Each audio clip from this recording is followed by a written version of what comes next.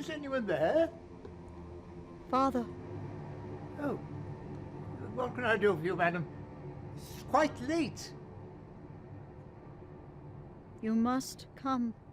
I beg your pardon? You must come. At this hour? Can't it not wait until the morning? We must not delay. What's the matter? A gentleman is dying. Come with me, Father. A gentleman?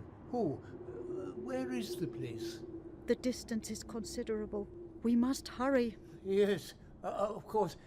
Is there a doctor? He is in urgent need of a priest.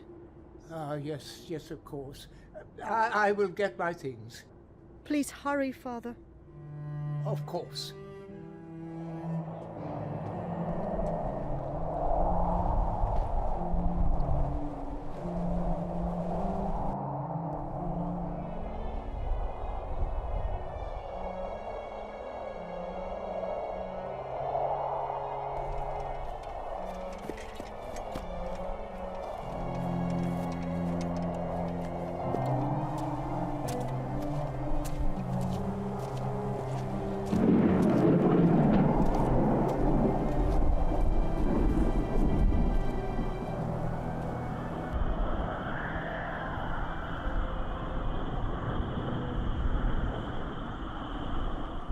Madam!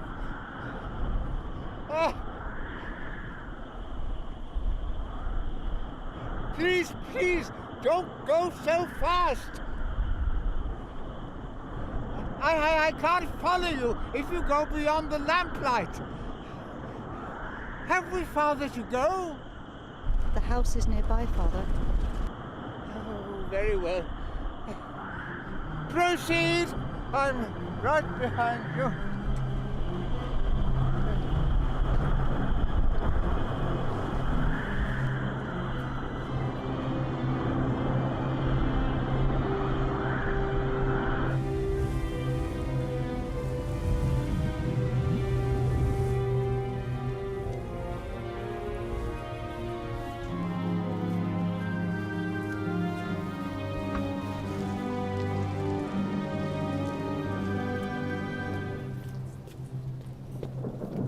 Is this the place?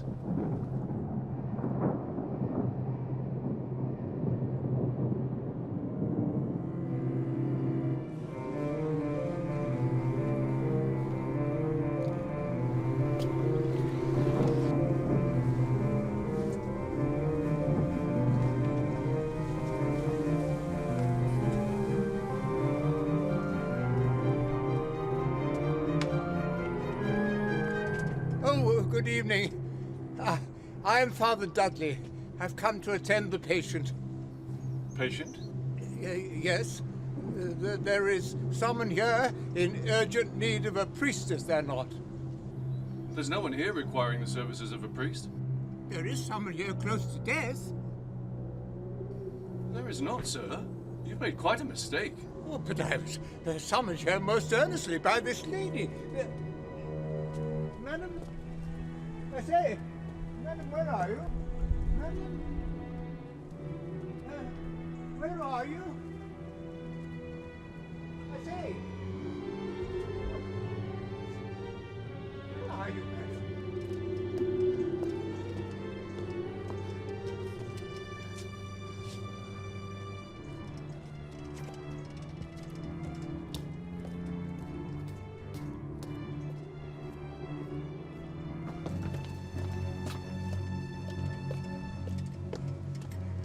Good evening, sir. Oh, good evening. Good evening. I'm terribly sorry to disturb you at this late hour, but you see, I was summoned here in some haste to attend a dying man by a lady who is... well, she's gone. I am told there is none such. Is that so? Sir, there's no one dying here, no one ill. It is quite a mistake. But the lady was quite definite. Oh, dear. I've come a long way and really don't understand it. The storm is coming.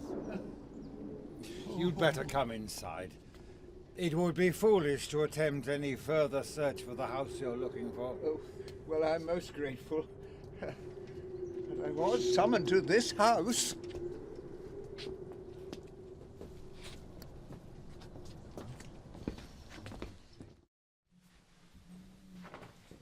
Give me your cloak. Thank you, sir. You must be cold. Somewhat. There. Do come into the drawing room. Oh, you must forgive me, sir, but I have the Blessed Sacrament about me. Is there somewhere fitting I may lay it down? Of course. Of course. Forgive me. Watts, open the recess. Very good, sir.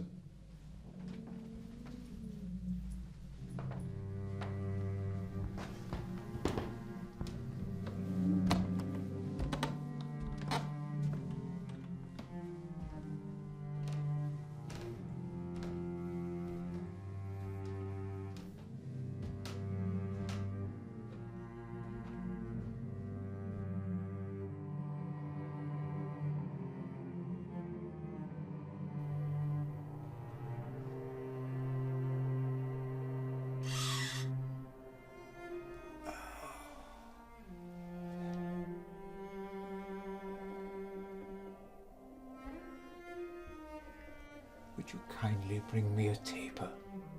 Certainly, sir.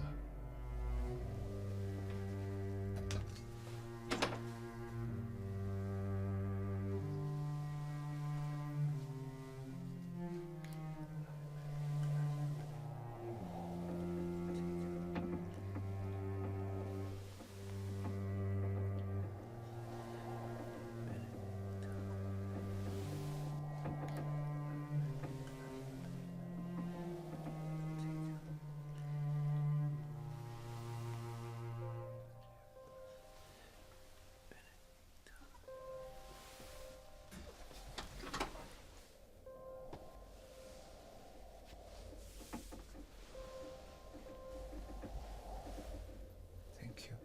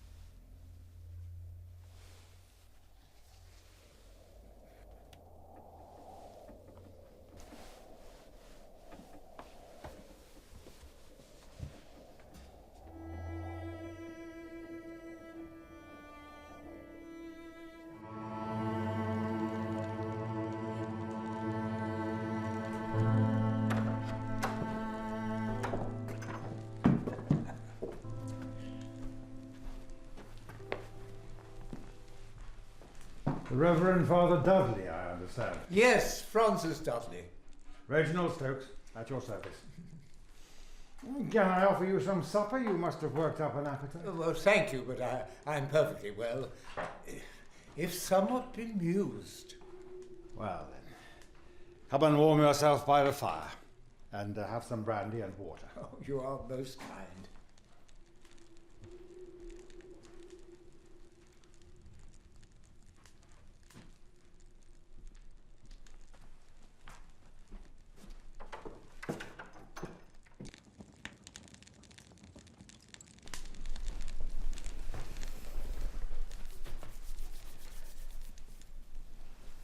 You are from a mission at Cross Keys, are you not? I am.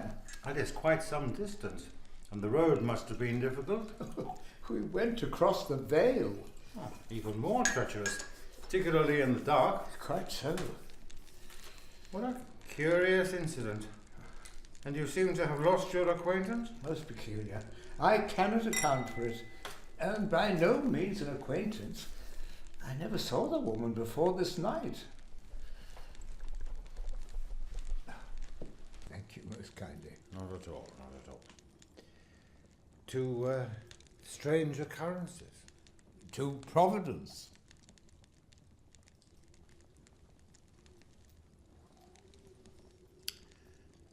Please take a seat, sir. Thank you. It's most welcome, I must say.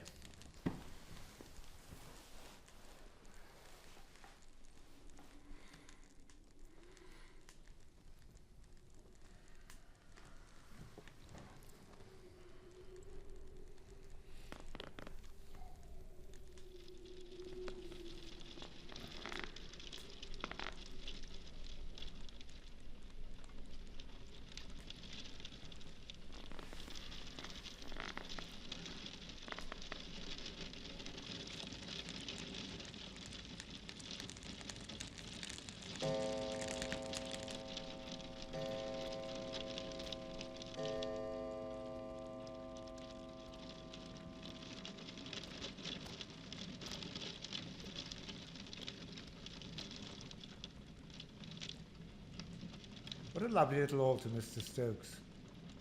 How fortunate I am that this bizarre mistake has brought me to a good Catholic home. This district is not renowned for them, I know. Well, sorry to disappoint you and contradict appearances, but this is neither a good nor a Catholic home. You surprise me, sir. Well, I offer my apologies, but the altar is readily explicable. My mother was a good, devout Catholic who diligently performed her duties in raising her children according to the requirements of the Church. Notwithstanding the social difficulties involved in such a task in those days, they were considerable. Oh, indeed, tremendous difficulties. However, when I reached the age of self-reflection and was fortunate to begin my studies in earnest, the shackles of indoctrination were soon replaced with the firm hold of science and rationalism.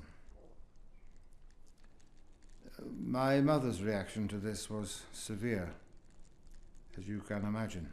Quite so. It's rather like inflicting a mortal wound on a loved one.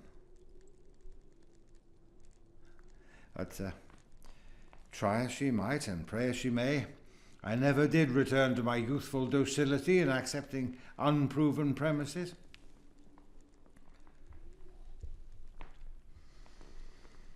Even so, my love for her was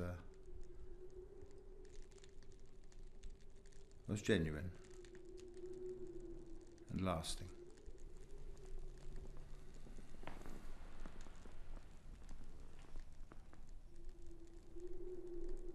Yes, genuine.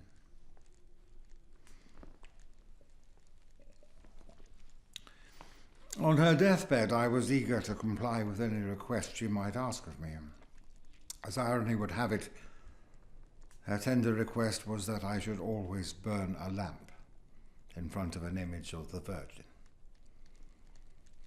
She said that would symbolize her employment in the hereafter, namely the reclamation of my faith. I was dismayed with her intention, of course, but I complied with her request and have done so always. That, dear sir, is the reason for the altar. Remarkable. I'm sorry if I've offended you, my somewhat provoking opinions. It's the way I perceive things. You have provoked only my interest, sir. Was your family large? Nothing out of the ordinary. From a brood of 9, 6 survived. Winifred and Edith were taken as babies, and my twin brother Donald drowned at Compton's Weir, being only 10. Oh dear. The rest are scattered to the four corners. A monastery and a convent, both in Ireland, look after 2. The missions are the work of another. And Herbert and Anthony are discovering the new world. Another brandy, Ralph. Oh, no, this is quite sufficient, thank you. I hope you will excuse me. It's my only comfort on nights such as these. Although your company is an unexpected delight. It is I who am relieved and comforted, I can assure you.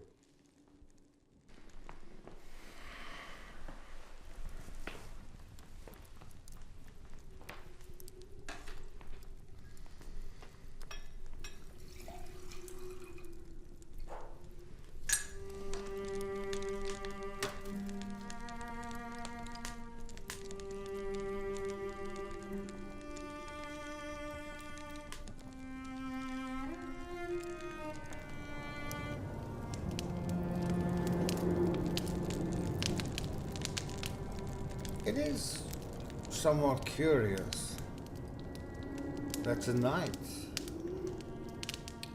I should be asked to give an account of that image and that statue to a priest.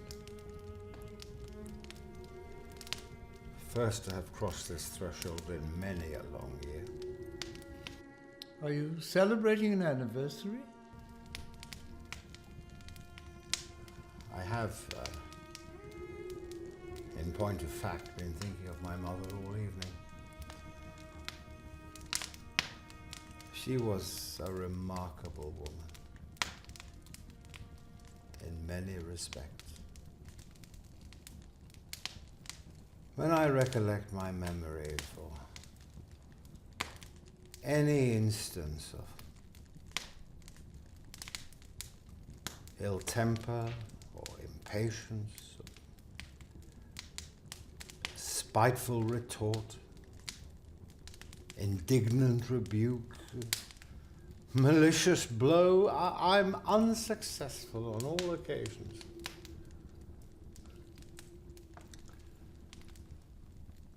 If I may be so bold, Your Reverence, she appears to me now as patience personified. Not that she wanted an excuse if those failings had existed.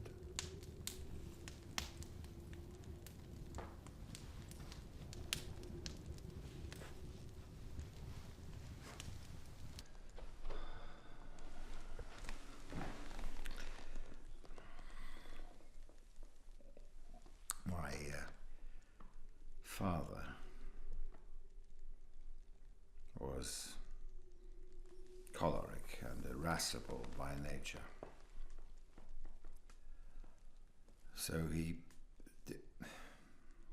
even though circumstances might be called to blame for his, he was quite a ruined man before he even began. The estate being so neglected and ill-managed, but he was a man of duty and perseverance, admitting no contradiction to his set purpose. Hence we all suffered in various ways from the strictures of his discipline. Ah, well. As a lad, I erroneously interpreted my mother's attitude as weakness. It was forbearance, of course, and fortitude.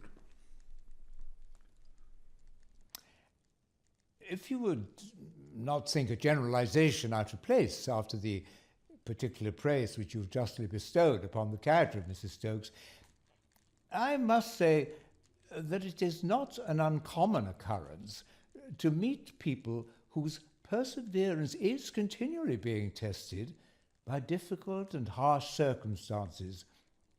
And I may venture to say it is the characteristic of Catholics to turn such suffering to good and holy use, an example of which I am sure Mrs. Stokes proved to be. With all due respect, sir, suffering is the lot of us all, one way or another, whether one be Catholic or Protestant. Mohammedan or Buddhist. Yes? And each man will, according to his philosophy and belief, attempt to understand this predicament of suffering in order to mitigate it and alleviate it. Don't you agree? My dear sir, when one has an illness, one needs medicine, not prayer. And which medicine, may I ask, will heal the soul of its particular illness?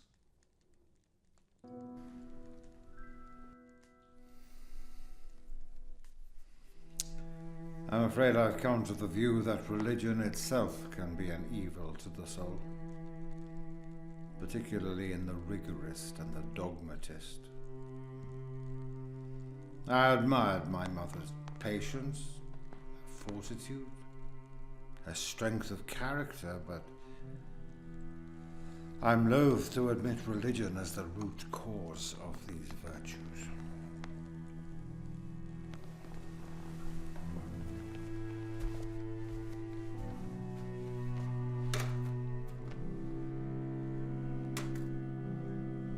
Man's religious response to God can err, of that there is no doubt. But God's gift to man, by means of true religion, that which we call grace, can never do so, Mr. Stokes. That is, if one accepts that grace. It's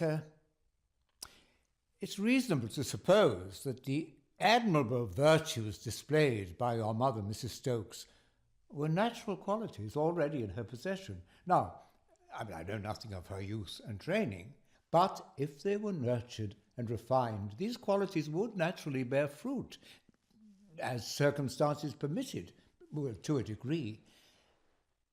Now, the grace of God is a supernatural reality, as you know, a reality which is entirely above man and the created order. And it is this which is the true medicine for our souls.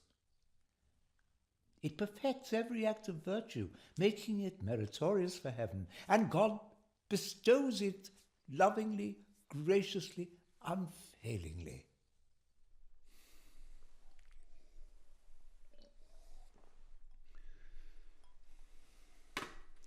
Mr. Dudley, it is rather late, or should I say early, for such nice theological reasonings. Oh, forgive me, Mr. Stokes, if I have said anything to offend. Reverend Sir, it is your duty to offend, to instruct, to remonstrate, to preach from the rooftops, to recall the lost sheep of the house of Israel. You must do your duty, as we must all do our duty. Our duty.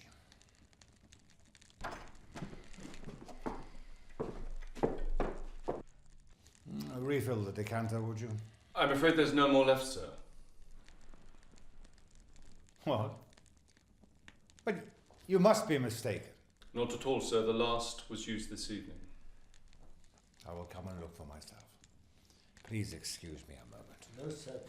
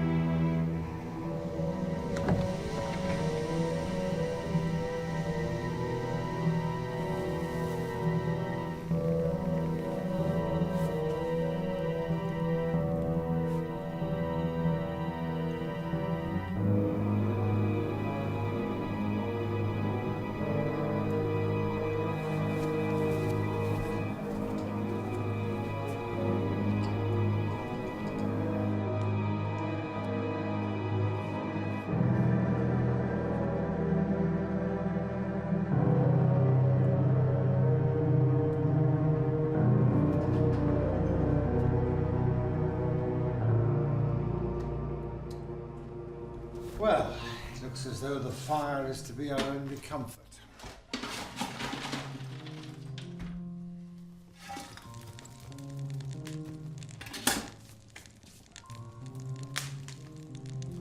And tobacco.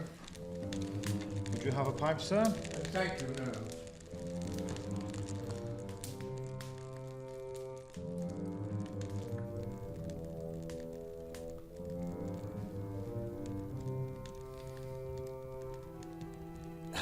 I wonder, Mr. Stokes, if you would permit me to ask you a rather delicate and personal question.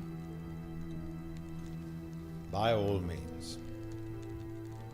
I was brought to the house as someone who was very ill. Are you in good health, sir? I mean, by that I mean average well-being. You're not suffering any particular ailment. Good health. As well as any man, I suppose. And you've undergone no serious illness of late? Indeed, I have not. So, accepting your soul,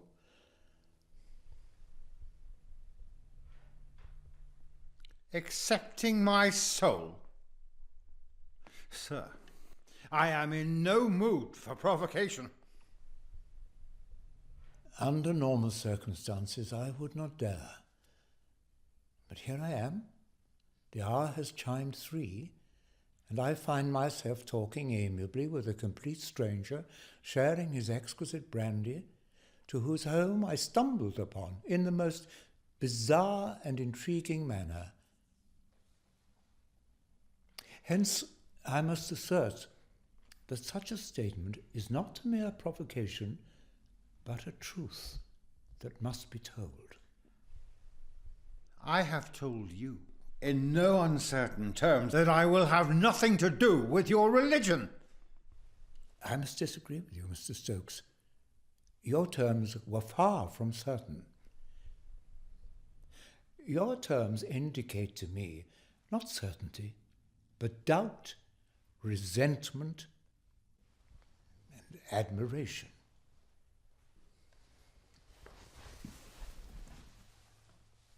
I hope you'll forgive the following extreme allusion. If my mother, on her deathbed, had required me to keep, in memory of her last wishes, and in a special place wrought out to be a sort of shrine, some image or statue of some pagan demon in whose existence she powerfully believed, and to keep a light perpetually burning before it, and mark you, imagine me no priest at all, but the wiliest of peasants with but a scant remembrance of his catechism, then I assure you I would have none of it. A promise of that nature I could not keep, and neither could you. You doubt, Mr. Stokes. You resent. You are angry, but you do not deny. You've cast aside religion, the Mass, the beads, confession, prayer, not because you have dethroned God by means of scientific rationalism, but because of the shame you felt and the submission required for forgiveness. For God forgives, Mr. Stokes. God forgives everything.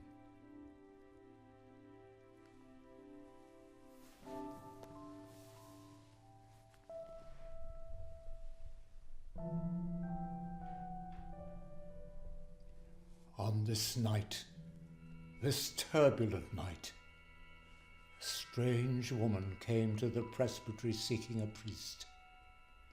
There was nothing unusual about her appearance. She was sober and controlled, but had such strength of certainty that she bade me take up the viaticum and follow her in the dark through woods and fields to the house of a man who was dying. She brought me here. Then she disappeared back into the darkness.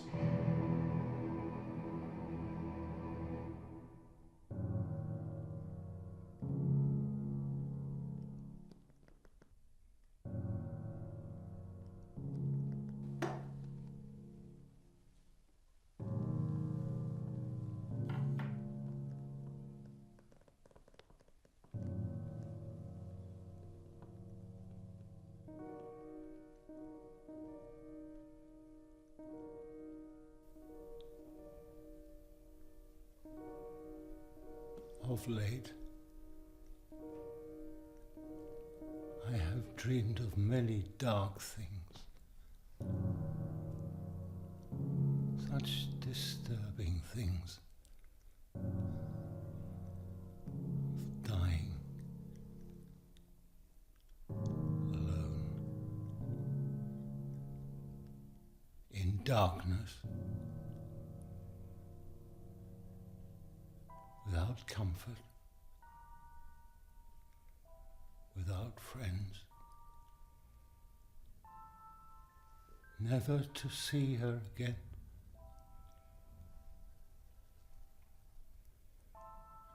Forgotten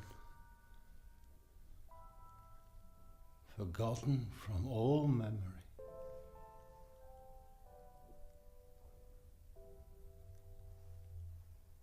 My mother came to you. She came to you to save me. To save me from the darkness.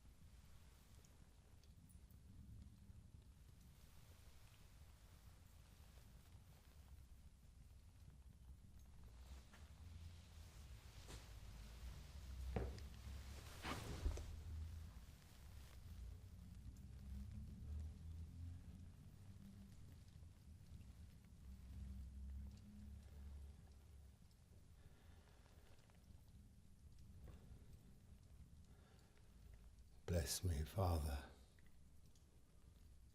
for I have sinned.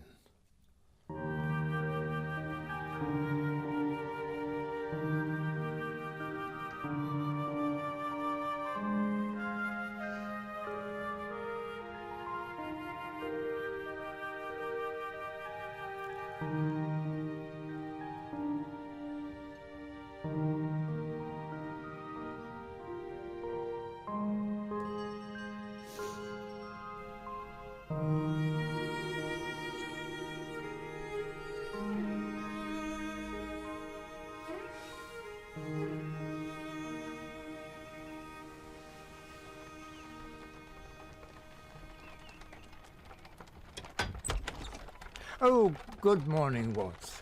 I call upon Mr. Stokes. Reverend Father, I'm afraid I have some... Of course, you wouldn't have heard the news. Indeed, I have not. What news? Sir, I found Mr. Stokes in bed this morning. He died during the night. What? Oh, good gracious. Good Lord in heaven.